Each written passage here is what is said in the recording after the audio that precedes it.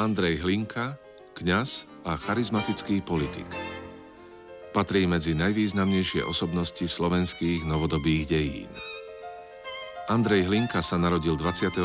septembra 1864 v Černovej neďaleko Ružomberka.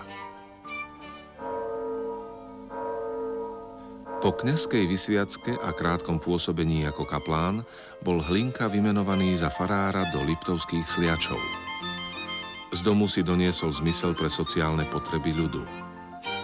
Svoju činnosť neobmedzil len na kostol a faru, a tak sa z neho stal verejný činiteľ, ktorý sa teší veľkej dôvere a obľube. V roku 1905 bol zvolený za ružomberského farára.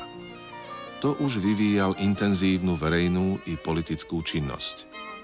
V meste založil Slovenský peňažný ústav, Ľudovú banku.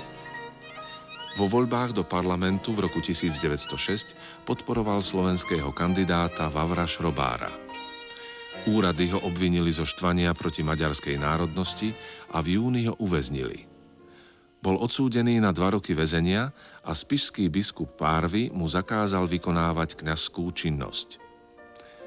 Hlinka si v segedínskej väznici odsedel trest a vyslúžil si gloriolu martýra.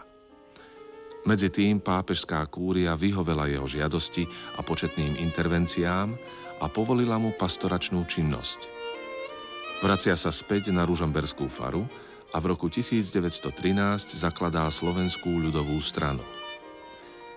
Hlinkov podpis nechýbal ani medzi signatármi deklarácie slovenského národa v októbri 1918. Už dávnejšie podporoval myšlienku spoločného štátu Slovákov a Čechov. O to väčšie bolo jeho sklamanie, keď sa sľuby o partnerstve oboch národov nesplnili, skôr naopak. Na sklonku augusta 1919 odchádza cez Poľsko na mierovú konferenciu do Paríža, aby tu tlmočil slovenské stanovisko. Neúspel. Po návrate domov bol obvinený zo zrady.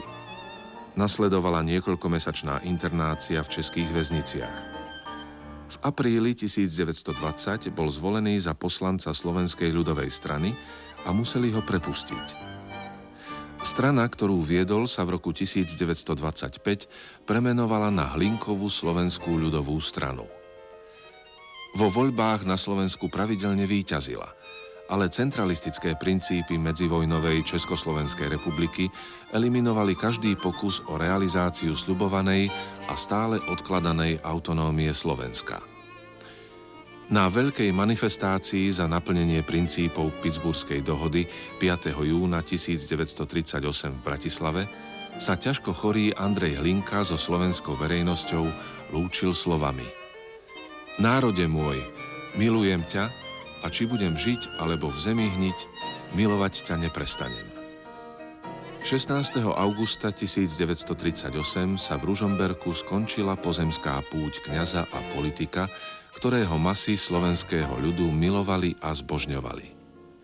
Svojím životom a činmi, ale aj svojou povahou si dokázal získať obdiv a úctu aj u svojich politických protivníkov.